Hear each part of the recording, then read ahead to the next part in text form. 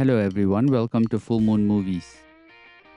Before memes, before viral videos, and long before YouTube channels filled with garage sets personalities, there was Wayne and Garth, two lovable weirdos from Aurora, Illinois, who hosted a public access cable show in their basement. Wayne's World and its sequel didn't just ride the wave of the early 90s pop culture, but they helped to shape it. Watching the double feature today, especially through a collector's lens, feels like revisiting a time when comedy was loud, goofy, and surprisingly heartfelt. And yet the jokes still land, the music still rocks, and the characters remain as strangely timeless as ever. The first film introduces us to Wayne Campbell and Garth Alga, played perfectly by Mike Myers and Dana Carvey. They aren't just caricatures, they are genuinely affectionate portraits of two friends who love music, movies, and being totally themselves. Wayne is confident, impulsive, and always chasing the next big idea. Garth is nervous, awkward, but full of unexpected wisdom. Their chemistry is what holds the movie together. It's never mean-spirited, always rooted in friendship, and it's clear both actors are having their time of their lives. What gives the original Wayne's World its staying power is how it combines absurd comedy with surprisingly sharp satire.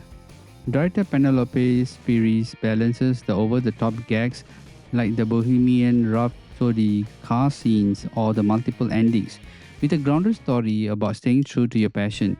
Wayne's journey from goofball host to someone who must protect his show, his friend, and his relationship from a corporate sellout played by Rob Lowe adds just enough narrative weight to keep the film from being a pure sketch.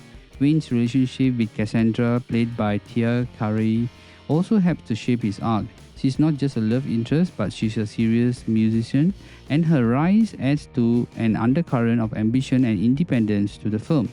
Wayne's fear of losing her to the industry forces him to confront his own immaturity, giving the character just enough growth without ever taking away his charm.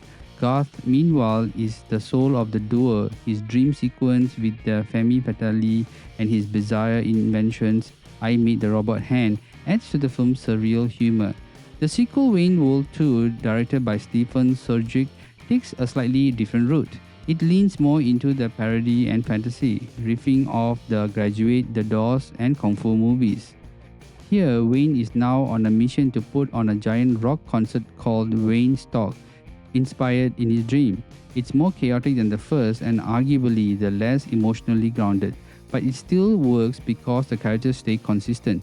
Garth gives a bigger arc here. He meets a seductive older woman who draws him out of his cell and leads him to some of the film's most awkward, hilarious scenes. While the second film didn't receive the same praise or box office as the first, it still holds charm, especially when watched back to back. The jokes are faster, the references are more niche, but for fans of the early 90s music and movies, there's something endearing about it all. Cameos from Aerosmith, Chris Farley keeps the rock and roll energy alive, and the screenplay co-written again by Myers keeps the tone playful. Both films are time capsules not just of a music scene or fashion style, but of a kind of humor that doesn't try to be edgy or cruel. There's love in these movies for the characters, for the audience, and for the act of watching something that makes you laugh without guilt. As for the Blu-ray double feature, it's a solid pick for collectors. While not a 4K release, the 1080p transfers are clean with decent color grading and good audio that preserves the rocking soundtracks featuring Queen, Alice Cooper, and Aerosmith. Sadly, special features are limited, no new commentaries or behind-the-scenes footage, but having both films in one package is still a win.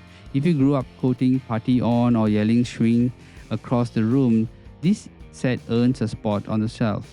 Now, critics have sometimes dismissed these films as silly or light-weighted comedy, and yes, they are silly, but they are also joyful. And today, when most modern comedy leans towards cynicism, Wayne's World reminds us that friendship, music, and low-budget cable access shows can still matter. Now, these characters live on not just because of nostalgia, but because they tapped into something honest, something fun. So if you are curating your physical media library or just looking for a movie night with big laughs and bigger hair, the Wayne World's double feature is more than worthy. Not just because it still makes us laugh, but because it reminds us not to take life too seriously. Now, this movie is a must watch.